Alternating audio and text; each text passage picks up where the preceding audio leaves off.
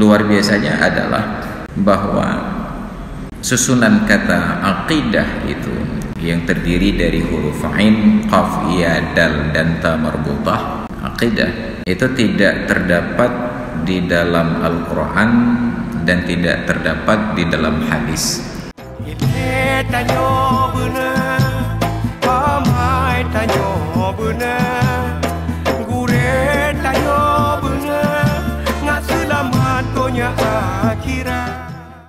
Assalamualaikum warahmatullahi wabarakatuh. Alhamdulillahil wahidil ahad al-fardis samadil ladzi lam yalid wa lam yulad wa lam yakul lahu kufuwan ahad. Asyhadu an la ilaha illallah syahadatan takunu sababan na'imil mu'abbad. وأشهد أن محمد رسول الله النبي المفضل المشرف المؤيد. اللهم صل وسلم على نبينا محمد وعلى آله وصحبه ما ركع الراكع وسجد. وقال الله تعالى في القرآن العظيم وهو أصدق القائلين وبقوله يهتدي المهتدون يا أيها الذين آمنوا ادخلوا في السلم كافة ولا تتبعوا خطوات الشيطان إنه لكم عدو مبين. وبعد, alhamdulillah, puji dan syukur kehadirat Allah serta salawat dan salam kepada junjungan alam Nabi kita Muhammad Rasulullah sallallahu alaihi wasallam, kepada keluarga dan sahabat beliau sekalian, dan guru-guru kita, para alim ulama baik yang masih hidup ataupun yang sudah berpulang ke rahmatullah, hadirin dan hadirat jamaah salat maghrib dan isya yang berbahagia, yang dimuliakan Allah. Alhamdulillah dapat berhadir kembali di malam Selasa di bahagian akhir dari bulan Syawal 1441 Hijriah untuk melanjutkan kajian dan pengajian kita tentang aqidah Islamiyah yang memuat rukun iman yang 6 perkara: beriman kepada Allah, beriman kepada malaikat, kepada kitab-kitab, para rasul, hari kiamat, dan juga qada dan qadar. Pertemuan-pertemuan yang lalu kita sudah selesaikan satu kitab, tapi tidak berurut sesuai dengan tertib. Kita dahulukan pembahasan tentang kitab Qiyamatus Sughra, tanda-tanda kiamat kecil, karena kondisi yang mengharuskan kita belajar itu lebih dahulu, sebab terkait dengan tingkah laku dan sikap kita di akhir zaman ini yang cenderung mengabaikan nubuwat ataupun informasi dari as-sadiqul masduq, dari Rasulullah sallallahu alaihi wasallam tentang dekatnya hari kiamat dengan keberadaan kita sekarang ini. Pada lanjutannya, setelah Ramadan ini, kita kembali kepada kitab yang pertama yang ditulis oleh Dr. Umar Sulaiman Abdullah Al-Ashqar dalam silsilah Al-Aqidah. Kitab yang pertama ini berjudul Al-Aqidatu Fillah, aqidah terhadap Allah Subhanahu wa ta'ala. Ada hal-hal yang menarik. Yang pertama, kita akrab mendengar sebutan kata aqidah, aqidah Islamiyah, aqidah al-munharifah, aqidah fulan, aqidah fulin, ataupun dalam bentuk perubahan katanya kita sebut i'tiqad. Sangat akrab. Luar biasanya adalah bahwa susunan kata aqidah itu yang terdiri dari huruf ain, qaf, ya, dal, dan ta marbutah, aqidah itu tidak terdapat di dalam Al-Quran dan tidak terdapat di dalam hadis. Susunan kata demikian. Maka ada hal-hal yang dalam praktek beragama ini, mulai dari bab aqidah, bab syariah, sampai bahagian akhlak, yang tidak kita temukan asal katanya itu di dalam Al-Quran dan Sunnah. Kalau untuk persoalan keimanan, kita ambil contoh pada bab aqidah ini. Kalau persoalan fiqh, kita ambil contoh kata waqaf. Kita akrab dalam keseharian dengan aktivitas waqaf, mewakafkan, dan lain sebagainya. Tapi luar biasanya, kata-kata waqaf itu tidak terdapat di dalam Al-Quran dan tidak terdapat dalam Sunnah. Hanya disebut sadaqatun jariyatun ataupun tasbih. Baru kemudian secara fikih disebut waqaf. Dalam bidang akhlak, justru yang paling populer di dunia Islam, para ulama menyebutnya sebagai tasawuf. Padahal tasawuf kosakatanya itu tidak terdapat dalam Al-Quran dan tidak terdapat dalam hadis. Hanya disebut dalam hadis itu al-akhlaqul karimah. Maka dalam hadis Nabi menyatakan, aktsaru ma yudkhilul jannata taqwallah wa husnul khuluq. Yang paling banyak menyebabkan orang masuk ke dalam surga itu, yang pertama takwa kepada Allah, dan yang kedua husnul khuluq, akhlaqul hasanah. Dalam hadis yang lain, ittaqillaha haitsu ma kunta wa atbi'is sayyi'atal hasanata tamhuha wa khaliqin nasa bi khuluqin hasanin.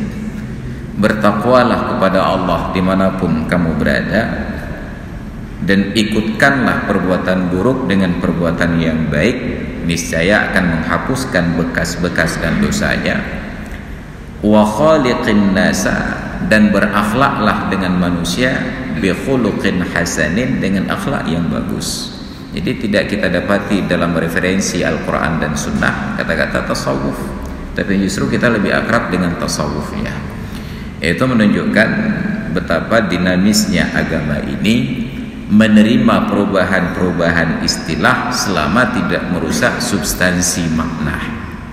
Istilah boleh sebut apa saja, tetapi tidak boleh mengubah dari maknanya, musammayatnya. Nama boleh apa saja, musammanya tidak boleh berubah. Ya, maka sebagai contoh, orang Arab berdoa Allahumma, atau dalam kasta yang lain mereka menyebutkan ilahi. Tapi sampai ke negeri ini kita tidak berdoa dalam bahasa Indonesia Allahumma ataupun ilahi. Kita menyebutnya ya Tuhanku. Ya Tuhanku masuk dalam terjemahan ilahi. Tidak dipersoalkan tentang ismun, tentang nama. Yang dipersoalkan adalah musamma, Tuhan yang dimaksud itu apa. Maka nanti ada Tuhan yang ma'bud bil haq, ada Tuhan yang ma'bud tetapi bi ghairil haq. Maka saat kita menyebutkan la ilaha illallah, saat kita mengucapkan zikir tersebut yang oleh para ulama diberikan nama zikir nafi dan isbat. Nafi pada frasa la ilaha, tidak ada Tuhan sama sekali. Kemudian bahagian kedua disebut isbat, menetapkan bahwa satu-satunya Tuhan adalah Allah, illallah, la ilaha illallah. Yang menyebabkan seorang da'i akidah internasional, Dr. Zakir Naik, ketika didebat hal tersebut oleh seorang zindiq ateis, seorang yang tidak bertuhan, beliau mengapresiasi. Saat ditanya agama kamu apa, dia katakan saya tidak punya agama dan saya tidak bertuhan. Apa kata beliau? Selamat, kamu sudah setengah jalan menuju iman. Kenapa? Karena dasar keimanan itu tidak ada Tuhan sama sekali. Tinggal setengah jalan lagi mempercayai bahwa satu-satunya Tuhan adalah Allah. Kita sekarang sudah dalam keimanan tapi masih mencampur-campurkan Tuhan dalam rumusan yang paling kecil, yaitu untuk urusan ibadat masih ada riya. Riya itu disebut dengan asyirkul asghar, mempersekutukan Allah dalam ukuran yang kecil. Saat kita beribadat masih ada unsur-unsur yang lain selain dari mengharapkan keridhaan Allah Subhanahu wa taala. Jadi saat kita menyebutkan la ilaha illallah, tidak ada Tuhan sama sekali. Tuhan yang bagaimana? Adakala al-ma'budu bil haq, yang disembah dengan sebenarnya. Adakala al-mawjudu bil haq, yang wujud dengan sebenarnya. Adakala al-maqsudu bil haq, yang dituju dengan sebenarnya. Kalau Tuhan yang disembah banyak, tetapi tidak dengan sebenarnya, karena tabiat manusia menghormati kepada hal-hal yang di luar dari kemampuannya. Apakah kekuatannya dari sisi fisik, kekuatannya dari sisi akal, kekuatannya dari sisi ekonomi, kekuatannya dari sisi pengaruh, kita kagum pada orang-orang tersebut. Ini sudah tabiat. Kagum itu tabiat, tetapi kekaguman yang berlebih-lebihan itu nanti disebut dengan ghulu. Ghulu inilah yang kadang-kadang menyebabkan perubahan pada akidah. Maka kesesatan itu terjadi disebabkan karena ghulu, penghormatan yang berlebih-lebihan, ketakdiman yang berlebih-lebihan, sehingga menutup mata dari kemungkinan salah pada pihak yang kita hormati tersebut. Ini yang tidak disetujui dalam Islam. Maka akidah tersebut, singkatnya, tidak terdapat di dalam Al-Quran, tidak terdapat dalam hadis. Bukan akidahnya, tetapi kosakata akidah. Namun isi dari akidah tersebut didapatkan dari Al-Quran dan didapatkan dari hadis. Maka dinyatakan di sini, al-aqaidu hiya al-umurul lati tasduqu bihan nufusu wa tatma'innu ilaiha al-qulubu wa takunu yaqinan 'inda ashabiha la yumazijuha raibun wa la yukhalituha syakkun. Al-aqaid, bentuk jamak dari kata aqidah, itu adalah perkara-perkara yang dipercaya oleh jiwa, yang tenang hati kepadanya dan menjadi sebuah keyakinan menurut pemeluknya, tidak bercampur dengannya oleh sedikit pun keraguan dan tidak bercampur oleh ketidakpercayaan. Ini setiap orang. Maka adakala akidah itu dibentuk karena lingkungan. Akidah itu bisa dibentuk karena didoktrin. Akidah itu bisa dibentuk oleh akal. Dan akidah yang paling kuat adalah akidah yang turun berdasarkan informasi nas yang kemudian tidak bertentangan dengan akal. Kita ambil contoh sederhana. Saya nonton sebuah tayangan tentang Israel, orang Yahudi di Israel. Anak-anak mereka ini dididik dengan sebuah keyakinan bahwa tidak ada orang Arab yang baik. Setiap orang Arab itu sejak sebelum lahir itu adalah penjahat.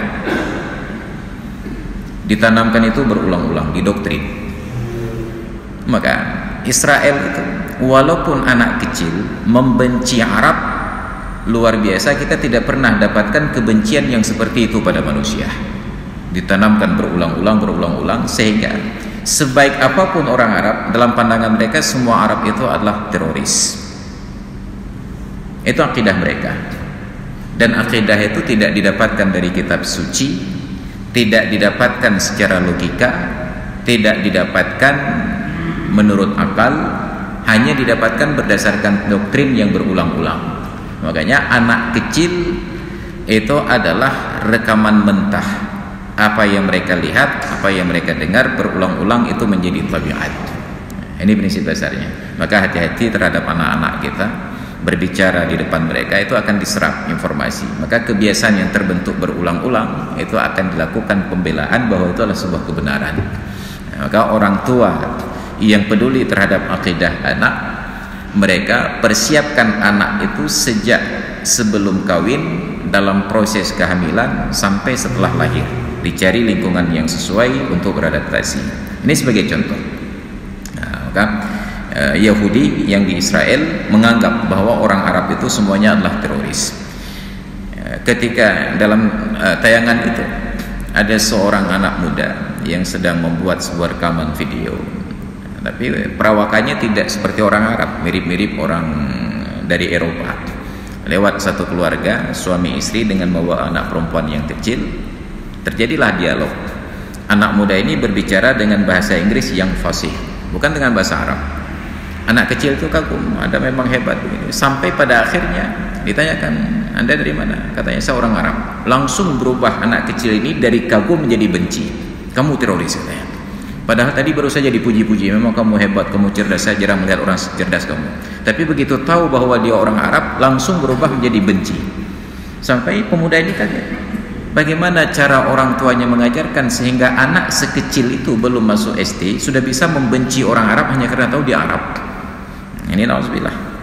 Maka dalam tradisi kita juga ada praktek demikian. Ketika dua keluarga berseteru, mungkin persoalan-persoalan kecil di masa lalu, ditanamkan kepada generasi berikutnya berulang-ulang. Hanya menyangka keluarganya, merencana kawin 7 buah keturunan BJD.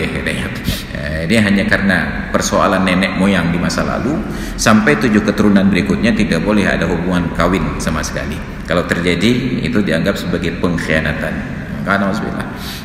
Maka akidah ini sesuatu yang menurut pemeluknya adalah kebenaran mutlak, tidak bercampur dengan keraguan sama sekali. Tapi ada sumber yang benar, ada sumber yang salah.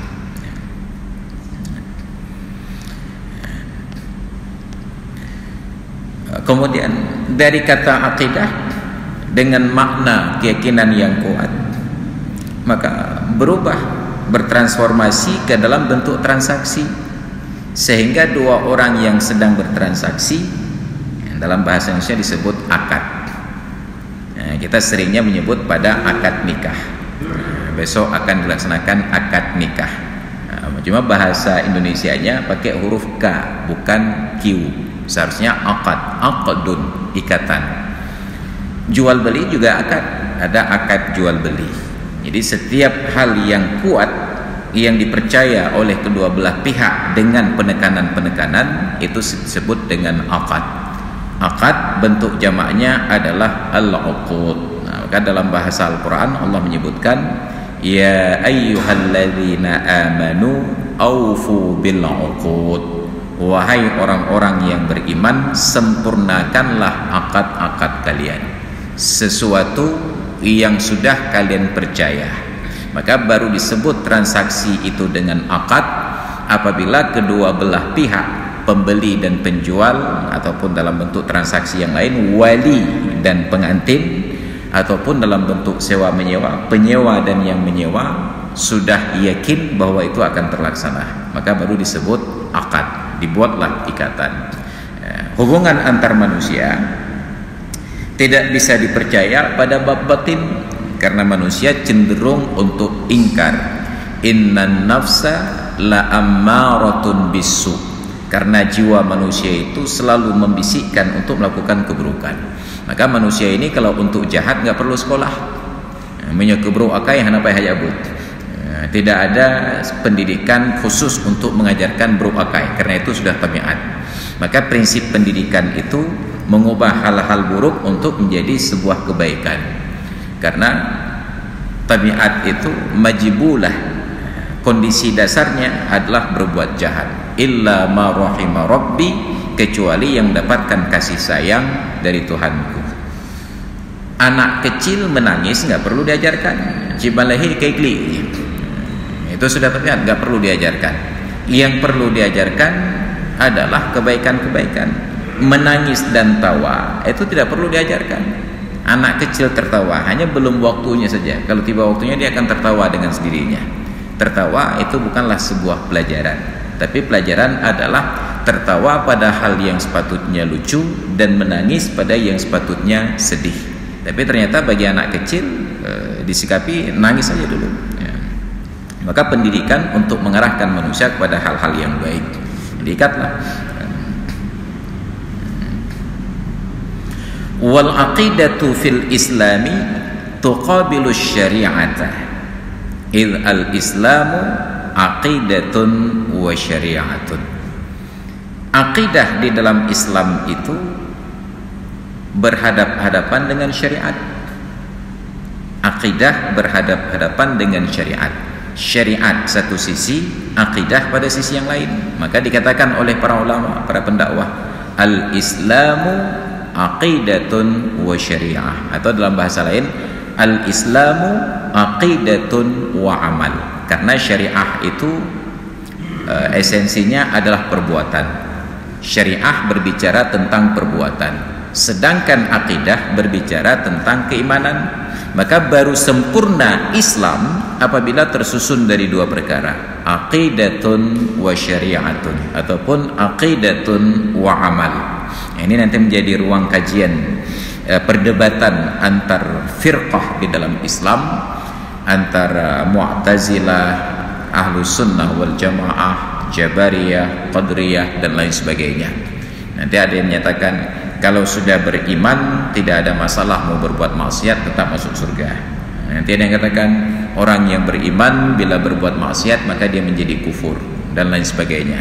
Nanti ada yang moderat menyatakan iman itu satu perkara, bahwa engkau berbuat maksiat itu perkara yang lain, tidak akan membinasakan iman tetapi akan berimplikasi terhadap hukum di akhirat. Nah, maka Islam itu aqidatun wa amal. Ada orang yang sudah berkeyakinan Tuhannya adalah Allah, dia percaya wajib salat, puasa, zakat, dan haji, hanya tidak mau melakukan. Berapa rukun Islam? Kata Rasulullah, rukun Islam ada 5. Buniyal Islamu ala khamsin, syahadati an la ilaha illallah wa anna Muhammadar Rasulullah, wa iqamis salah, wa ita'iz zakah, wa sawmi ramadan, wa hajjil baiti man istata'a ilaihi sabila. Dia hafal, teks-teksnya dia hafal.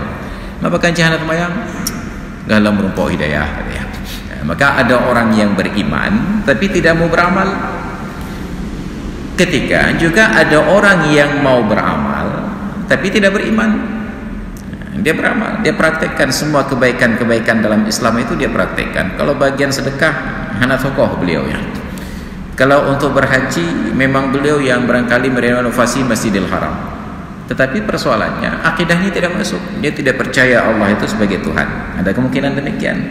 Nah, tapi yang paling besar potensi kelompok pertama, akidahnya Islam, amal tidak mau.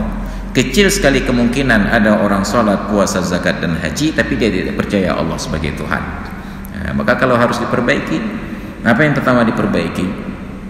Yang paling rusak, yaitu yang tidak percaya Allah.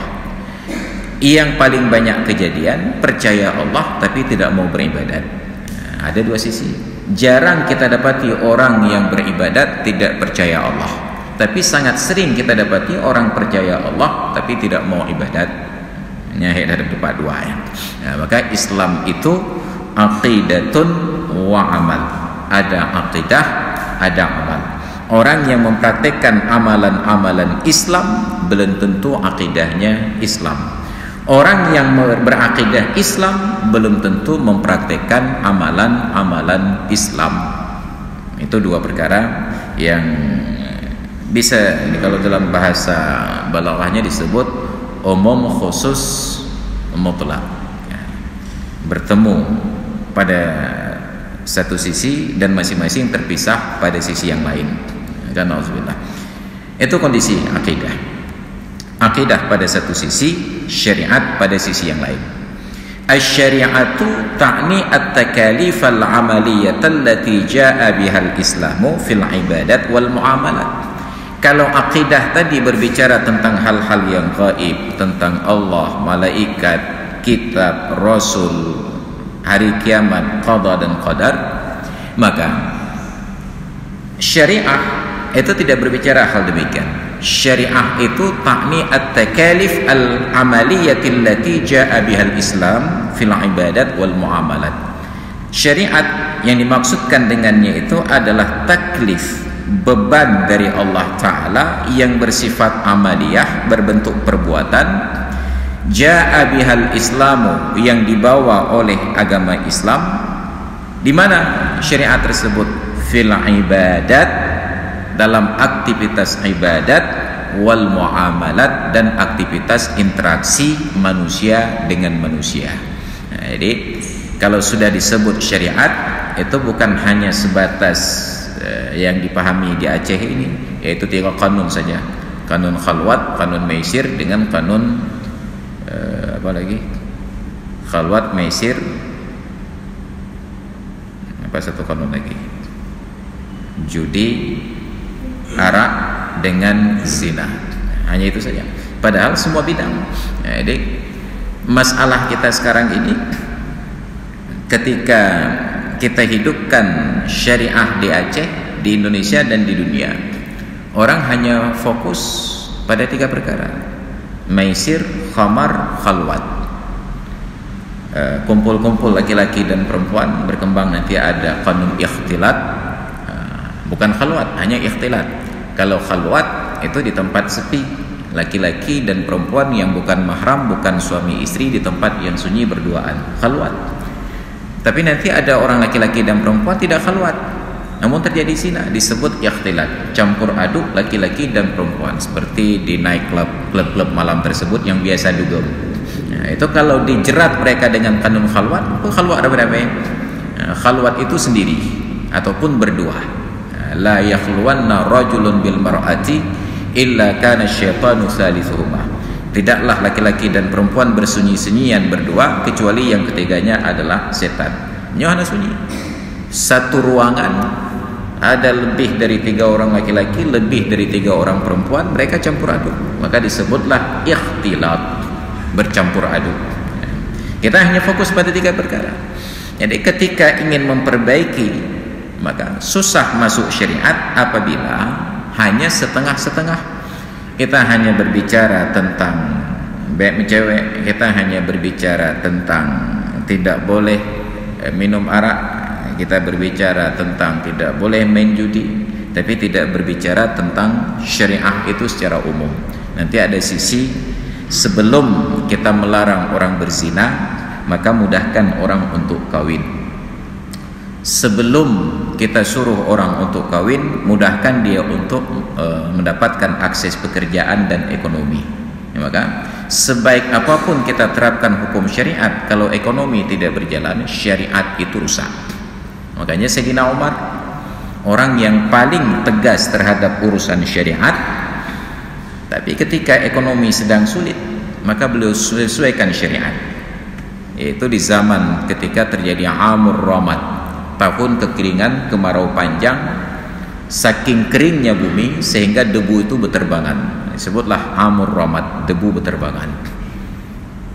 Karena orang sulit mengakses makanan, lapar tidak tertahankan, terjadilah pencurian di rumah-rumah orang kaya yang masih ada stok pangan. Mencuri melanggar syariat. Bila sampai nisab potong tangan, kalau tidak sampai nisab berlaku hukum takzir, dicambuk ataupun dikurung. Tapi ketika Sayyidina Umar melihat bahwa ekonomi sedang bermasalah, apa persoalannya? Terjadi pencurian. Pencurian itu sudah umum bala. Kalaulah karena mencuri harus masuk penjara karena tidak sampai nisab, maka tidak cukup penjara untuk menampung mereka. Kalau mencuri itu sampai nisab harus dipotong tangan, maka terlalu banyak orang yang kehilangan tangan di tahun tersebut. Maka beliau gugurkan hukuman hudud untuk pencuri karena kondisi sedang muwabah. Kenapa? Karena persoalan ekonomi yang pertama harus ditegakkan sebelum berpikir tentang syariat. Makanya Rasulullah tidak mungkin beliau terapkan syariah itu di Mekah. Kenapa? Kekuasaan tidak ada, ekonomi tidak ada. Maka karena beliau paham situasi, Nabi tidak ributkan persoalan syirik di kala itu. Beliau tidak gugat persoalan berhala. Nabi tetap sholat di Ka'bah di celah-celah berhala. Berhala gerau, kayaknya gerau. Selama ibadah itu tidak menyembah berhala. Beliau paham. Maka karena pemahaman beliau, saat beliau hijrah ke Madinah, yang pertama beliau laksanakan bukan mendirikan daulah, khilafah, imamah dan lain sebagainya. Kenapa? Karena kepemimpinan tanpa ekonomi itu hanya menunggu waktu untuk rusaknya. Jangan hidang dong. Maka yang pertama beliau urus 3 perkara sekaligus: persaudaraan, kemudian masjid, kemudian pasar. Ekonomi harus stabil. Kalau sudah stabil ekonomi, maka negara manapun akan hormat. Maka dalam konteks dunia internasional sekarang, kita melihat yang sedang berseteru itu berhadap-hadapan Cina dengan Amerika. Cina sibuk berpikir tentang ekonomi. Mereka tidak mau perang. Hanya ekonomi mulai pikir. Maka nggak ada Cina menjajah sebuah negeri pun, kecuali mereka mengakuisisi Tibet dengan Taiwan sekarang ini. Tidak ada negara Cina datang ke sebuah negeri untuk berperang. Mereka hanya numpang pada orang perang untuk dagang. Waktu Belanda datang ke Indonesia menjajah Indonesia, Cina numpang untuk dagang. Maka hanya orang Cina ya perang dan nyawatnya. Mereka hanya dagang saja. Ke negara manapun mereka datang, mereka dagang dulu. Amerika kemana saja datang, perang dulu. Ternyata perang itu biaya mahal. Maka ketika sekian lama berjalan waktu, terlihatlah bahwa Cina itu lebih gagah dari Amerika. Ngomongnya didengar karena banyak orang yang sudah berutang ke dia, termasuk kita. Mengata haba juga kayak utang. Amerika sulit bicara karena setiap kali dia mau bicara dan ingin bicaranya didengar, dia harus kerahkan pasukan dulu. Payah puyo-puyo ini. Maka ada metode tabsyir dan tanzir. Ada yang menyampaikan janji-janji manis, ada yang model main ancam-ancam. Maka hari ini terbukti, sampai hari ini yang lebih kokoh bertahan itu adalah Cina, stabil dengan ekonominya. Makanya di zaman Rasulullah dulu, bukan Rasulullah belajar dari Cina, Rasulullah terapkan melalui pemikiran Islam bahwa untuk menegakkan sebuah kekuasaan harus dimulai dari ekonomi yang stabil. Maka beliau urus pasar. Madinah sudah punya pasar, hanya tantangannya lokasi pasar dengan pelaku pasar. Pelaku pasar Madinah dikuasai oleh orang-orang Yahudi dengan ekonomi riba. Lokasi pasar tidak strategis. Maka Nabi datang ke pasar untuk menarik minat para pelaku bisnis di pasar. Tentu harus menggunakan kosakata yang sesuai. Ketika para pedagang di pasar Madinah saat itu dipanggil dengan sebutan simsar. Simsar itu kalau bahasa kita agen. Datang beliau langsung menyapa pelaku bisnis di pasar. Ya ayyuhat tujjar. Tujjar itu kalau bahasa Inggrisnya businessman. Kalau bahasa kita toki. Maka lebih hebat dengan toki daripada agen. Bro dah agen. Tapi kalau disebut toki terpuji. Soalnya toki.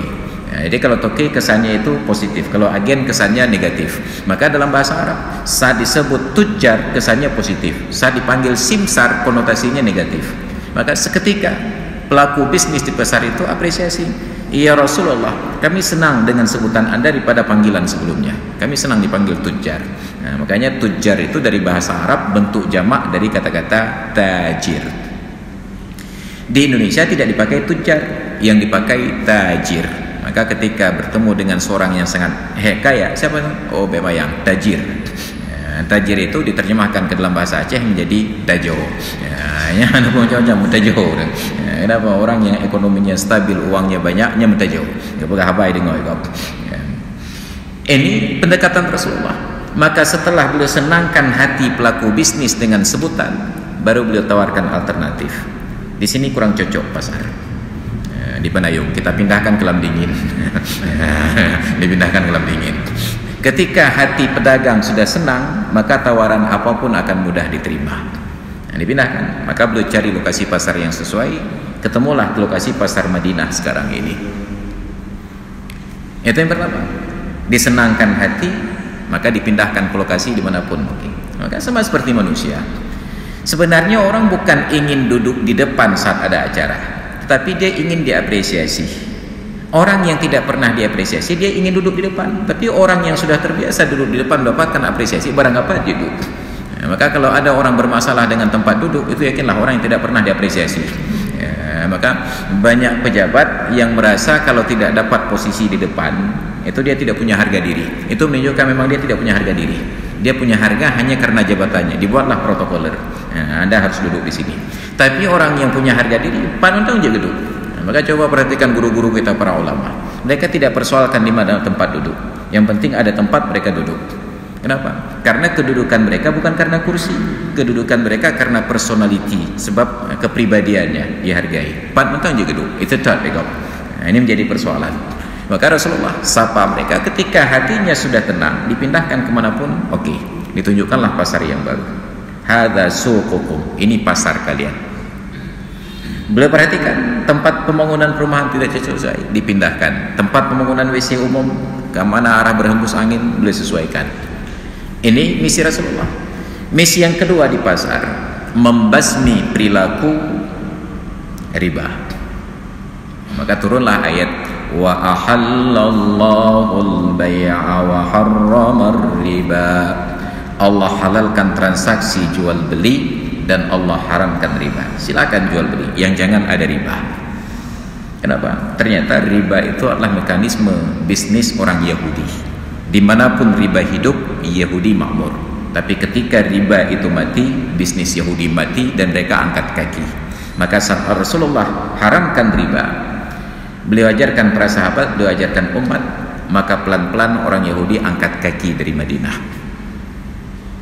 Yang bertahan di Madinah, Yahudi yang beradaptasi dengan Islam. Mereka masuk Islam dan ikut mengharamkan riba. Hidup dalam transaksi yang saling menguntungkan. Makanya ditawarkan oleh Recep Tayyip Erdogan, presiden Turki, bahwa kita harus kembali kepada prinsip ekonomi Islam. Maka kesedaraan itu tumbuh pelan-pelan. Justru yang pertama secara resmi mengadopsinya orang Yahudi. Saat kita umat Islam masih berpikir kembali kepada transaksi dinar dan dirham, ternyata orang Yahudi ketika melihat Amerika tidak lagi bisa dipertahankan dengan dolarnya, mereka sudah mulai mencetak shekel. Shekel itu mata uang Israel. Itu dalam bentuk emas. Mereka sudah punya koin emas, shekel di Israel. Podep dolar Amerika itu kan Yahudi. Jadi ketika mereka lihat dolar Amerika sudah sulit untuk bertahan, Amerika punya musuh di luar, sekarang bangkit musuh dari dalam, mereka sudah mulai berpikir untuk kembali kepada pengajaran Rasulullah. Kita selalu terlambat menjadi follower, tidak pernah menjadi trendsetter. Makanya yang peng-peng dolar, yang peng-peng rupiah jadi kamu bajunya. Karena sudah terbukti sepanjang zaman bahwa yang bertahan dari krisis, dari inflasi adalah emas. Kalaulah dari dulu kita simpan emas, yang tidak jadi berangkat haji tahun 2098 dulu, ketika biaya haji masih 7.500.000 rupiah, yang tidak jadi berangkat haji karena simpan uang dalam bentuk emas, sekarang bisa berangkat satu keluarga. Kenapa? Karena 7.500.000 di tahun 98 ke bawah, ketika harga emas masih 100.000 per mayam, 75 mayam, 75 mayam. Enggak jadi berangkat haji, tetap emasnya 75 mayam. Berangkat sekarang, jual 75 mayam, satu mayam 3 juta. Hanya sebuah keluarga aja. Selamat dari inflasi. Makanya Rasulullah ajarkan ekonomi itu dengan ekonomi yang selamat dari inflasi.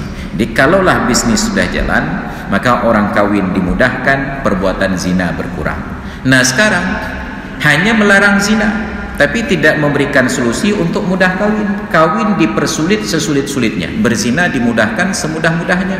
Kalau Anda ingin berzina, maka tidak perlu bawa pageci, tengku imum dan tuhakut ke rumah tersebut.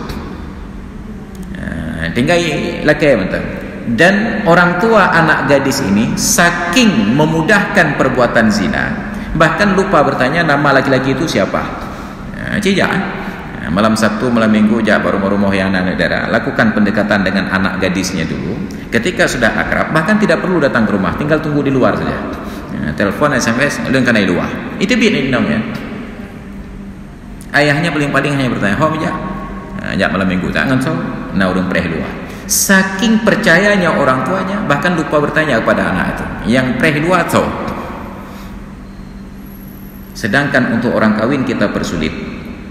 Sudah gentleman pria itu datang menemui walinya, "Pak, saya Fulan bin Fulin dari Fulan ingin datang kemari untuk melamar anak anda jadi istri saya. Mudah-mudahan laki anak ke orang kampung lepakan ilmu pakat haput ni. Ketika dia bertanggung jawab ingin menikah, kita bersulit pakat ilmu pakat haput. Tapi ketika dia ingin berzina, kita permudah, bahkan namanya lupa ditanya. So kata makanya ketika hilang anak perempuan tetap ini persoalan kita. Maka syariat itu tidak bisa berjalan satu persatu, dia harus sekaligus dan bertahap. Ini persoalannya. Maka Sayyidina Umar batalkan hukum syariat karena kondisi. Maka tidak akan hidup syariat apabila ekonomi itu tidak berjalan stabil. Jadi sekarang saja dalam bentuk yang sangat mudah kita deteksi. Orang yang sudah stabil ekonomi dan dunianya, mereka cenderung mencari akhirat. Tapi orang yang belum stabil dunianya, cenderung mengabaikan akhirat. Kalau urusan memakmurkan masjid dan memakmurkan pengajian, itu di kota-kota. Orang yang sudah selesai tentang urusan dunia, bu kasiap ganyan rumah ka selesai, keluarga kala jemput kala tengah fikir pat dia abut cak keung dapat kabut ni ku bu cak orang nampak lah. Kenapa? Orang yang belum stabil tentang dunianya sulit untuk diajak pada persoalan akhirat. Maka jadikan dunia itu sebagai kemudahan untuk mendapatkan akhirat. Jadi syariat itu bentuknya ibadat dan bentuknya muamalat. Maka muamalat itu pun untuk kembali kepada nilai akidah disebutlah kata-kata akad. Akad nikah, akad jual beli, akad sewa menyewa, akad pinjam meminjam, semua dinamakan akad. Apa makna akad? Dari kata kerja dasar akidah tadi, keyakinan yang tidak dapat diganggu gugat karena sangat percaya. Maka bila ada transaksi jual beli masih ragu-ragu, jadeh man, itu belum ada akad. Bila ada sewa menyewa masih ragu-ragu, itu belum ada akad. Tapi bila sudah ada akad, itu menunjukkan bahwa kita sudah yakin. Kemudian al-aqaidu amaliyatun qalbiyatun. Aqidah itu pekerjaan hati. Wal aqidatu laysat umuran amaliyatan. Aqidah itu bukan pekerjaan. Maka orang yang punya keyakinan tidak bisa dilihat bentuk-bentuk fisiknya. Bal umurun ilmiyatun yajibu 'alal muslimi ay ya'taqidaha fi qalbihi. Dia bukan pekerjaan, tetapi persoalan ilmiah yang wajib atas setiap muslim untuk meyakininya di dalam hati. Gerak mulut tidak akan berpengaruh pada akidah bila hati sudah kokoh. Jadi ketika zaman dulu ada seorang sahabat Rasulullah diutus menjadi kurir mengantarkan surat beliau bertemu dengan Musailamah Al-Kadzab. Oleh Musailamah untuk meyakinkan pengikutnya bahwa dia benar sebagai seorang rasul yang berkoalisi dengan Muhammad Rasulullah, maka diancamlah utusan Nabi ini, sahabat Nabi ini, untuk mengucapkan kalimat syahadat asyhadu an la ilaha illallah wa anna Musailamah Rasulullah. Tapi sahabat Nabi ini bergeming, dia tetap asyhadu an la ilaha illallah wa anna Muhammadur Rasulullah wa anna Musailamah Al-Kadzab. Sekali, dua kali, tiga kali, sampai akhirnya dia eksekusi dan mati. Beritanya itu sampai kepada Rasulullah. Kata Nabi, padahal boleh baginya untuk bertutur dengan kalimat kufur di hadapan orang kafir untuk menyelamatkan dia, sedangkan hatinya tidak bergeser. Selama hati sudah kuat, babah barang apa je pegah dalam kondisi-kondisi tertentu. Tapi saking kuatnya keimanan para sahabat, bahkan ketika mendapatkan izin untuk bertutur dengan kalimat kufur, mereka tetap mengucapkan syahadat. Kita di Aceh, hanya karena ketemu dengan debt collector saya, baik tunggai-tunggai utang, kayak pelung Medan ke kapi. Bayangkan, hanya dengan debt collector. Dan saat itulah kita harus bayangkan betapa berat beban pemimpin di Aceh pada kawasan Langsa. Hebat sih, karena wali kota Langsa cukup. Betapa berat beban wali kota Langsa dan beratnya tanggung jawab gubernur hanya karena persoalan ekonomi yang tidak stabil. Salah seorang warganya murtad menjadi kufur hanya karena ketemu dengan debt collector. Tapi itu juga harus kita pilah-pilah. Kalau memang kemiskinan yang menderanya, dia kufur, itu tanggung jawab pemimpin. Tapi kalau persoalan tentang menjadi makmur yang jadi masalahnya, hansip-sip, itu bukan persoalan pemimpin. ekonominya stabil, dia punya rumah, punya keluarga, punya usaha, cukup makan, tapi ingin lebih. Karena ingin lebih lalu dia kufur, itu bukan tanggung jawab pemimpin, itu tanggung jawab pribadi. Tapi kalau karena kefakiran, tidak tersedia tempat tinggal, tidak cukup makan, tidak ada lingkungan yang aman, maka itu menjadi tanggung jawab pemimpin. Padahal pemimpin untuk di Aceh ini mudah sekali. Sebab standar kaya itu dalam Islam cuma 3: lingkungan yang aman, badan yang sehat, dan tercukupi kebutuhan makan. Selesai, sederhana saja. Kalaulah pemimpin mau mengalokasikan untuk hal-hal demikian, tinggal didata. Warga Aceh ini berapa ribu jiwa, berapa ribu kakak. Kan kakak sudah terdata, ada sekian kakak. Dari kakak itu tinggal dipilah-pilah, mana yang sudah punya rumah layak huni, mana yang belum. Yang belum layak huni, apa masalahnya? Tidak ada tanah, sediakan tanah. Sudah ada tanah, belum ada rumah, bangun rumah. Ketika itu sudah selesai, penuhi kebutuhan makan minum mereka, selesai. Ternyata setelah selesai masih cari masalah, itu baru berhak untuk dipidanakan oleh pemerintah. Ternyata pemerintah tidak mau menjalankan konsep-konsep demikian. Sederhana sekali dalam Islam. Tidak dihitung bahagian dari kekayaan itu kendaraan yang mewah, tempat tinggal yang megah, makanan yang wah, dan lain sebagainya. Maka akidah itu persoalan hati. Li'anna Allah akhbarahu biha bitariqi kitabihi atau bitariqi wahyihi ila rasulihi sallallahu alaihi wasallam. Kenapa itu ilmiah yang dipercaya dengan hati?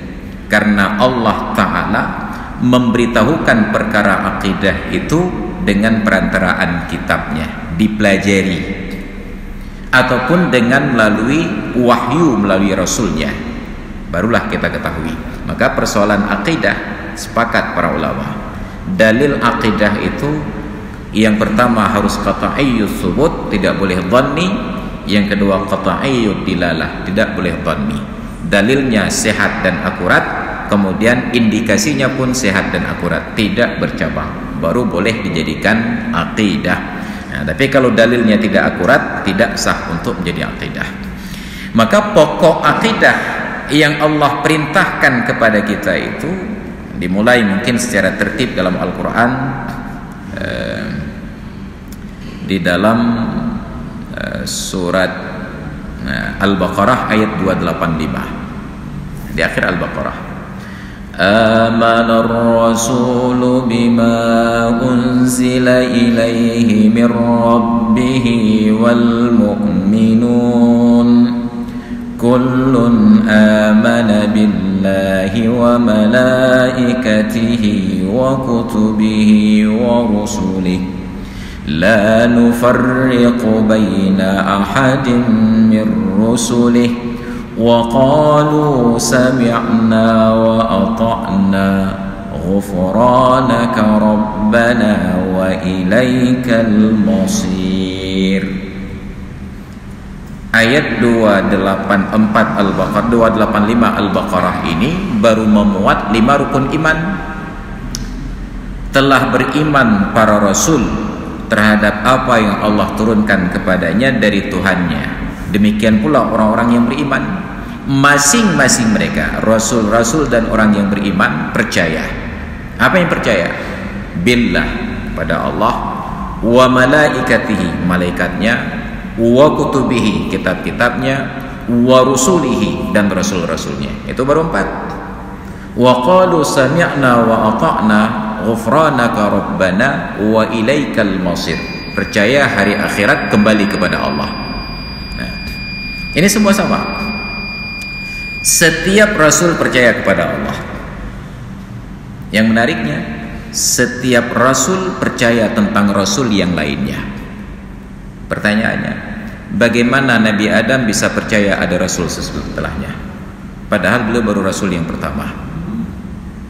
Nah, inilah kita tahu dari pengajaran Allah Ta'ala, wa 'allama Adamal asma'a kullaha. Allah sudah ajarkan kepada Adam segala benda yang mempunyai nama sampai hari kiamat, termasuklah tentang rasul-rasul ini.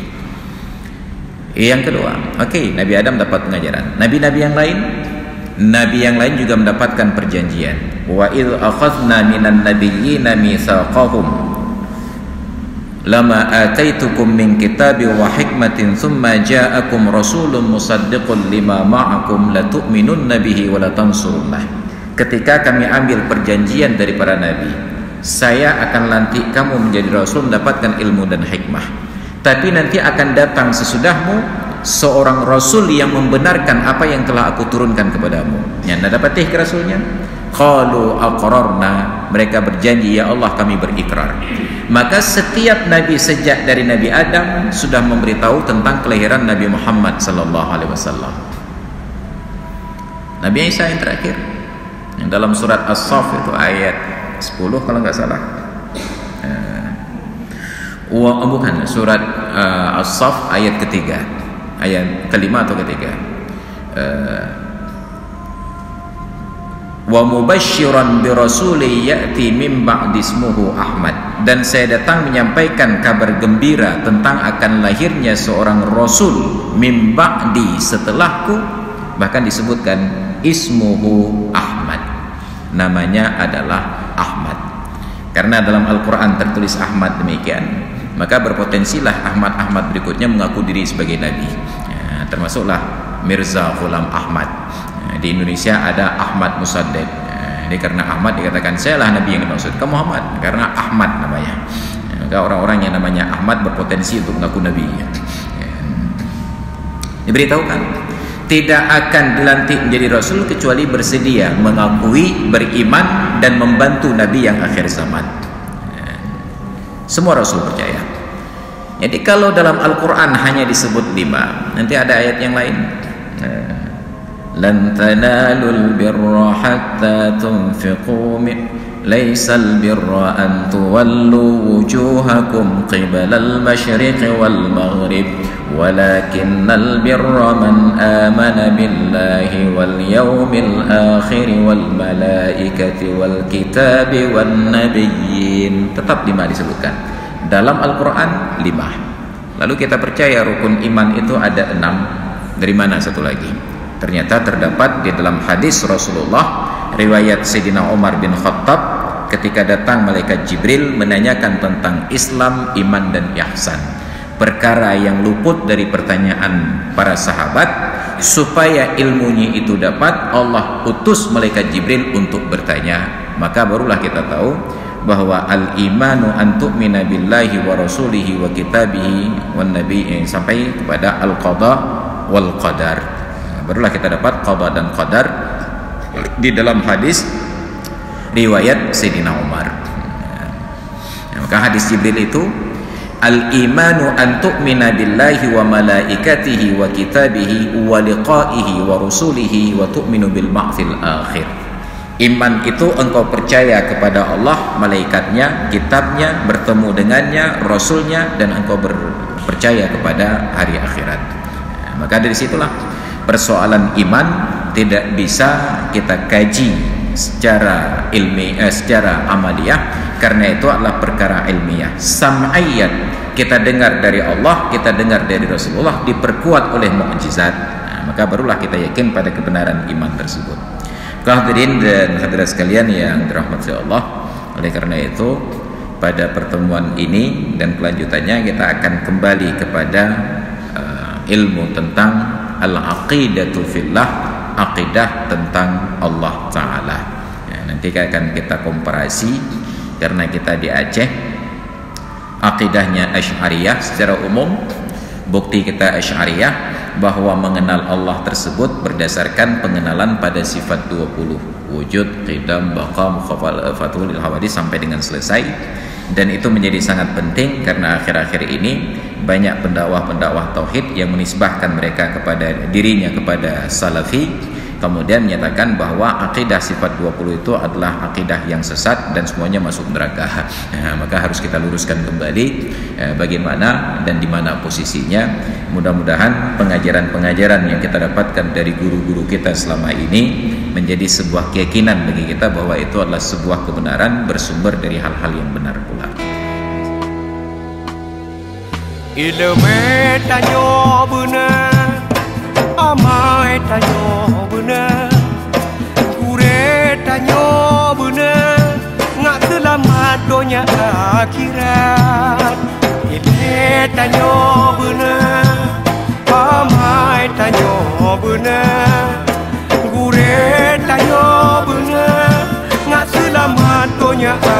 kira